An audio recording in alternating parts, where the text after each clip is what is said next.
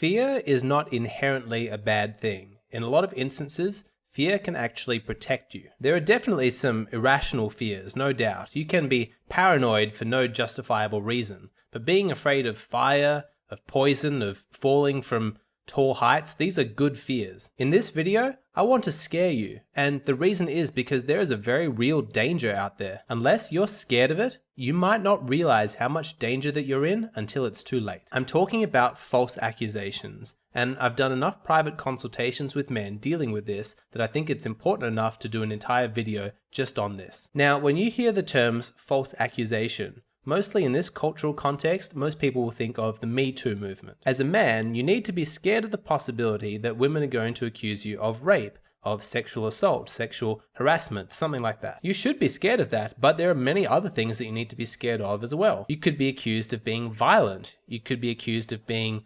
abusive. You could just be accused of being a horrible, rotten boyfriend. Any of these accusations can completely ruin your reputation and have strong, real-life consequences. There are actually guys out there who are too frightened to get a divorce from an abusive, horrible woman because she's threatened to tell all of their mutual friends in the instance that they get divorced that he was inappropriate with their children, and so he's held hostage in this terrible marriage. Can you imagine the stigma attached to such a horrible accusation?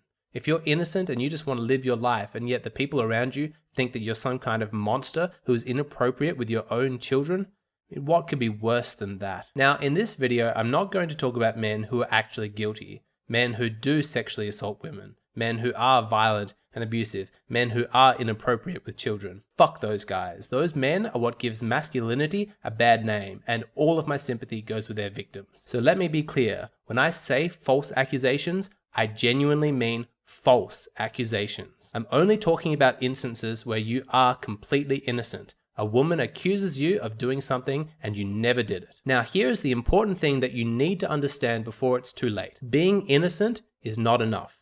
Having the truth on your side is not enough. Just because you've never done anything wrong does not mean that you're safe from danger. I admit it, I am trying to scare you because the danger of being complacent about this is too big. What happens if you break up with a girl and as revenge, she goes around telling everybody that you were violent, that you were abusive, that you were always yelling at her? What if she even tells your mutual friends that you were occasionally violent? Does it really matter then that you're innocent? She's talking about situations that happened behind closed doors. There were no independent witnesses. There's no way to independently verify your innocence. The truth of the situation is of limited importance. It's just her word against yours. And because she told people that you were the aggressor and that she was the victim, people out of their just basic compassion are going to be more likely to side with her. That's just human nature. That's people feeling compassion for those in need. If you try and defend yourself and point out that you're innocent and that she is a liar, then you just end up looking bad. But even imagine the best case scenario.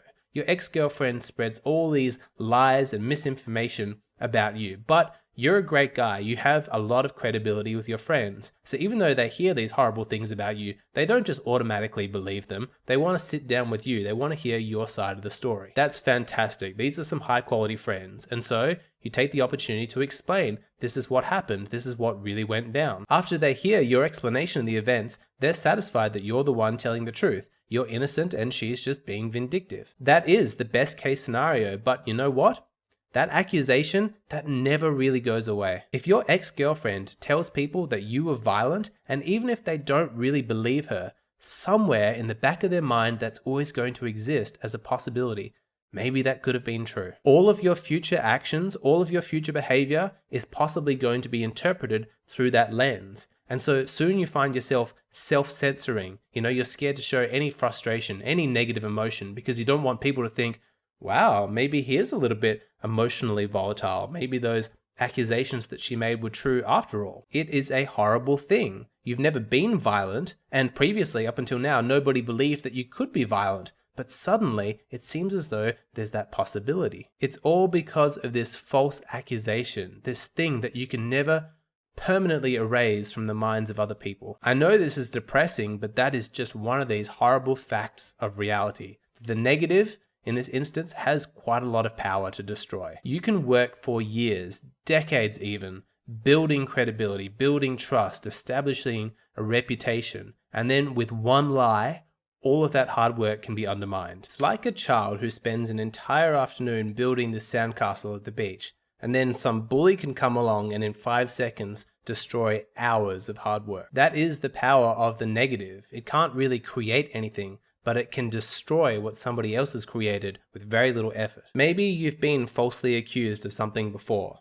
Maybe it hasn't happened to you. Maybe it never will, touch wood. But what you need to understand, and I mean really understand, is that being innocent is not enough to protect you. Do not be overconfident and think that you're safe just because you have truth on your side. That's not how this game works. And if you want to protect yourself, you need to be smart. There is one action that you can take that's more effective than any of the others at protecting yourself against false accusations and horrible situations like this. I'm going to share that in a moment. But first, I want to tell you about my most recent Patreon exclusive content. It's why men like to solve problems, whereas women like to talk about them. I explain the evolutionary psychology of why men and women developed these different ways to approach the same issue, as well as the right way to establish balance within a relationship and a community. The video was inspired by a question I received on Patreon, so if you've ever had a question that you want to ask me, a question you want me to do a video on, sign up at Patreon. You can watch this video plus a whole bunch of other exclusive Patreon-only content. This is $5 a month and it's a great way to support the channel. Okay, back to false accusations and the best way to protect yourself. We've already established that being innocent is not enough. Sure, you can't be proven guilty. I mean, how could you? If you didn't do it, then there's going to be no evidence. But you can't prove yourself innocent either, and the corrosive effects of the accusation are still going to make itself felt. So what can you do to really protect yourself? Well, the answer is that you need to be absolutely ruthless with the kinds of people that you associate with. It means cutting out toxic people from your life and in no circumstances ever getting into a relationship with a low-quality woman. Ask yourself the question, what kind of a woman makes up lies about an innocent man? What kind of person is willing to destroy the reputation of another person simply because they're angry or they got rejected or whatever it is? The answer is a low quality woman, a real nasty piece of work, somebody who has no morals, no sense of empathy, no thoughts of what is right or wrong. A woman who is incapable of taking any kind of personal responsibility, and so because you hurt her feelings, you deserve whatever she dishes out as revenge. High quality people don't do this. They don't make false accusations because they understand that honesty is an important cornerstone of a good quality life. It's only low quality people that make up lies and slander others. If you always wear protection, you greatly reduce your chances of contracting an STD. If you always eat healthy, then you greatly reduce your chances of having diet-related medical issues. If you never date low-quality women, then you greatly reduce your chances of being subject to a false accusation from one of these low-quality women. The best cure is always prevention, and so you should be extremely strict about who you let into your life. Are they trustworthy? Are they ethical? Are they a high-quality person? If the answer is no, then keep away from them. They are too much danger. The fact of the matter is that you cannot trust somebody who does not abide by the same system of ethics as you. Yes, lots of guys will end up in relationships with low quality women and they will suffer the consequences. And I am not victim blaming. You have my compassion. Being subject to a false accusation must be horrific. But it is important to know how this happened and what you could have done to prevent this so that it does not repeat itself again in the future. Why is it that you weren't able to recognize that she was a low quality woman? And if you were able to recognize it, why did you lower your standards so much to let her into your life? The sad answer is that probably you were lonely. You wanted love, you wanted intimacy, you wanted companionship. Maybe you've had so many rejections that you don't believe that a high quality woman would be interested in you. Maybe you don't even believe that high quality women exist, and so you just decided to settle. Again, you have my compassion if that's where you're at, but you absolutely need to sort that out. If you don't believe that you're worthy of a high quality woman, fix that, work on it, change your self-esteem, build yourself into a high quality man so that you know deep down at your core that you are worthy of the very best that the female gender has to offer. Do not be lazy and just settle for a low quality woman. The danger is not worth it. I am not kidding around here when I say that it is better to be single and celibate than be with a low quality woman.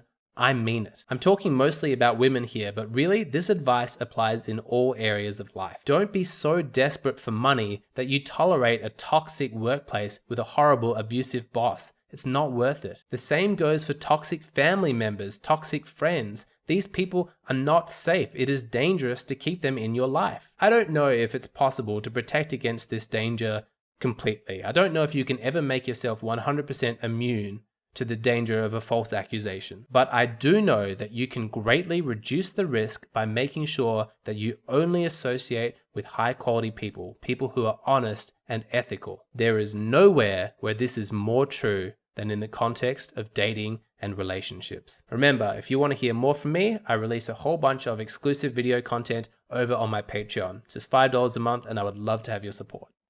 This video is brought to you by Here Be Dragons, the story of a man who embarks on a 6-month experiment into the bizarre world of sugar babies. My full review of the book is in the description box below.